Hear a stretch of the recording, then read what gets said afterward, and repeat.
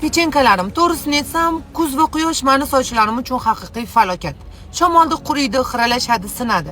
Yozda esa basseyn, quyosh va dengiz tufayli sog'lom sochlar bilan xayrlashaman. Somon sochlarga esa salom deyman. Oldinlari sochimni men faqatgina dazmol yoki floykadan himoya qilish kerak deb o'ylardim. Lekin aslida sovuq, issiq haroratlar o'zgarishlari yoki ultrabinafsha nurlardan ham himoya qilish kerak ekan. Ultrabinafsha nurlardan faqatgina terini emas, sochlarni ham himoya qilish kerak. Chunki ular yanada ko'proq stressga uchraydi. Buning uchun menda ikkita must have bor. Birinchisi 17tasi birda bo'lgan sprey, u sochni oziqlantiradi, xiralikni yo'qotadi, yaltirash beradi va ichida termizashtasi ham bor. Keratin yog'lar, biotin hammasi sochni tirik va silliq holatda ushlab turadi. Ikkinchisi esa krem sprey, u sochlarni itoatkor qilib, yanada jilo beradi.